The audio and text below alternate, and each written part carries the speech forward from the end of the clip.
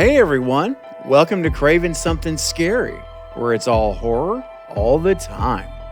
Now in this video, I'm going to discuss a new article and interview with Melissa Barrera, where she speaks out yet again regarding her being fired from Scream 7 by Spyglass Media Group, who of course is the studio making the film, and they also made Scream 5 and Scream 6.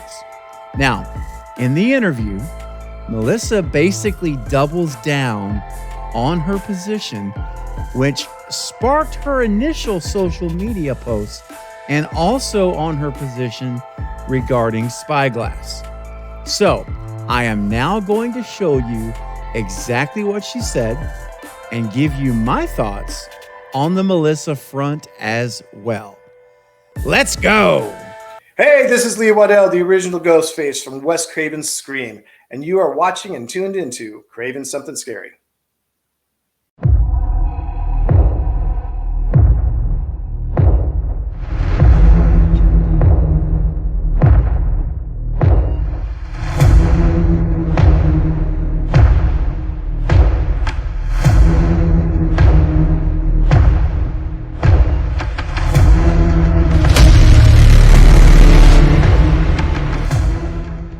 So Variety posted an article today highlighting Melissa Barrera's comments from her interview with Rolling Stone.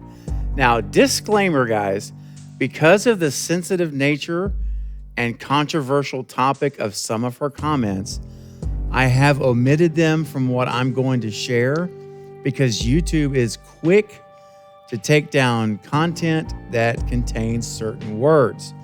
So I will share with you what I feel is important in relation to Scream 7 only. I'm not commenting on anything else, her views, her positions. None of that stuff is what I'm going to be talking about. This is a horror channel. There's plenty of other channels you can go to talk about that stuff.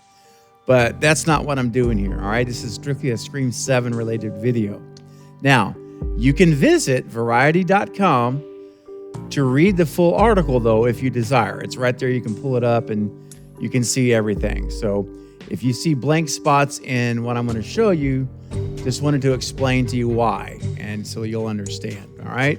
This is strictly how it relates to Scream 7. So with that in mind, let's get into the article. So in the article we read, Barrera previously told the Associated Press that, quote, "The last few months have been a big awakening, and I'm just so grateful for everything that's happened." Now she's told Rolling Stone that the post that led to her firing, quote, "shouldn't be controversial."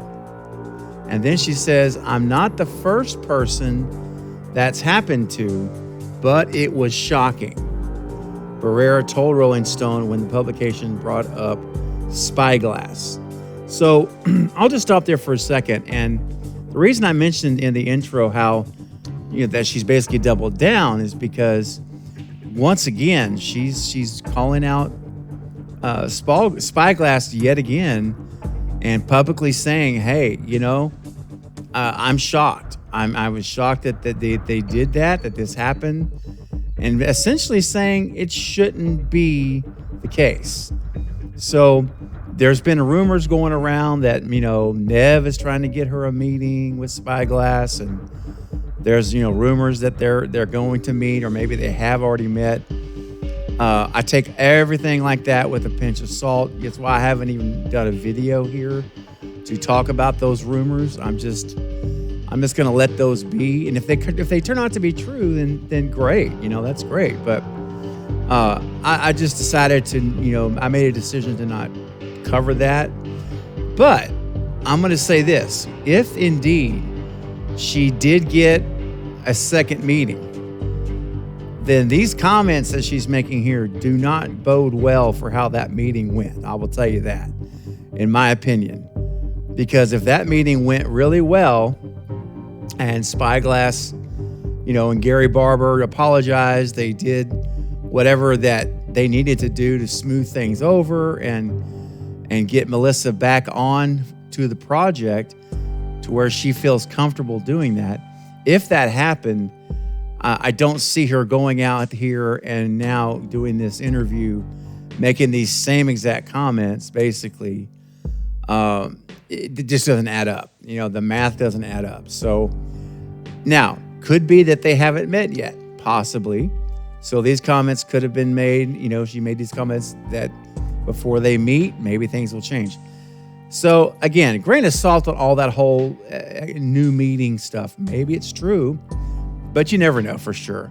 All we know for sure is things like this. When we're hearing and seeing actual comments from the people themselves, this is something we can take to the bank on, at least knowing her position. And as far as her position towards Spyglass, clearly she feels the same as she has, which always has been, it was a wrong for them to do. And she's saying it again here. She's saying that she was shocked. It was shocking that it happened to her, although she admits, I'm not the first person it's happened to, of course, but it was shocking. And you know how it is when, things happen to a lot of people in life, but when it happens to you, it's a whole different feeling, right? It's not the same. It's much more shocking when it happens to you in your life, and your life's disrupted. So anyway, this is the comments that she had that I wanted to focus on in relation to Scream 7 and Spyglass. Again, don't think anything's changed here, that's for sure. I'm certainly not optimistic if there is that second meeting. It definitely doesn't make me feel like that's going to have a good turnout at this point. But also in the article, though, something I thought that I did like was that Melissa also brings up Jenna Ortega and their relationship, their friendship. And here's what she said. She said, listen, Jenna is a good egg, Barrera told Rolling Stone. She's a good person, and we love each other. She would show up for me, and I would show up for her no matter what.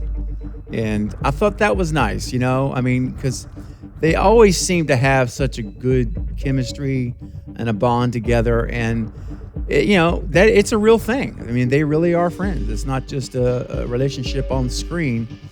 They totally get along. And remember those photos behind the scenes where they were having lunch outside their condo or their hotel where they were staying or whatever, and they were goofing off and having fun. And you could just tell, that they're having a good time with each other.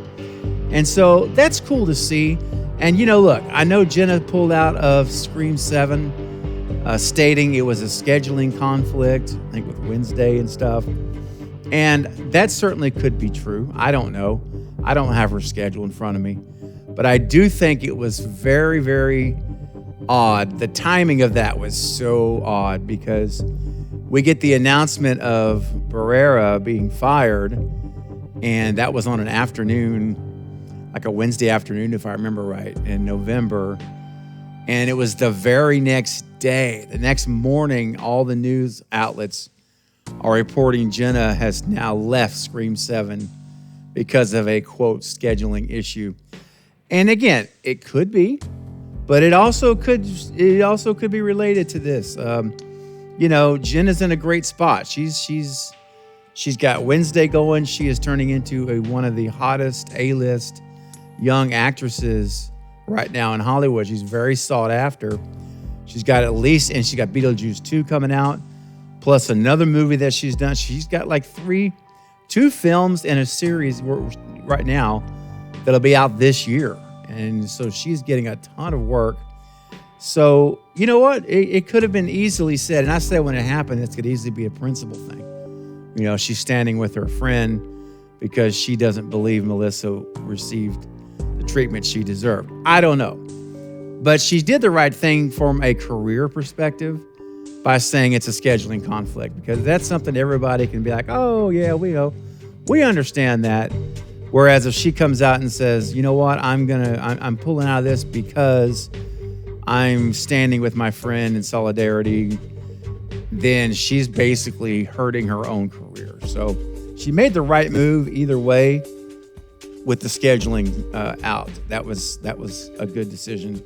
And I said at the time, Jenna's got good advisors. Whoever's advising her career, her managers, her, all those that she's hired to help her PR, public relations stuff.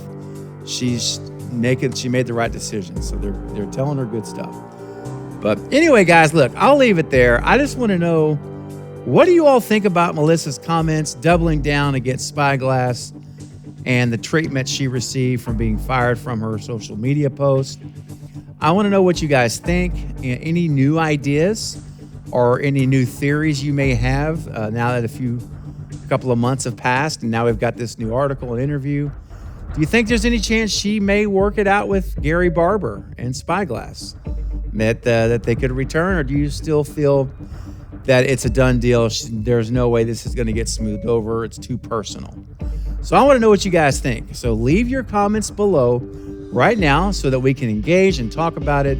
And I love to hear and see what you're thinking.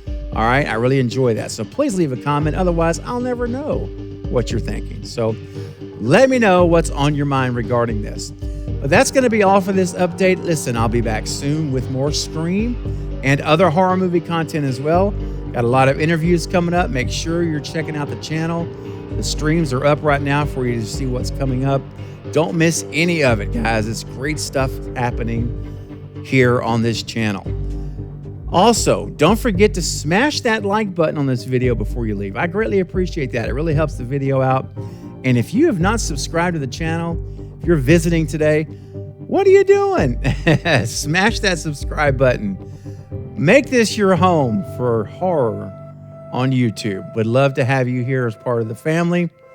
And until next time, this is Craven Something Scary, where it's all horror all the time. Thanks for watching.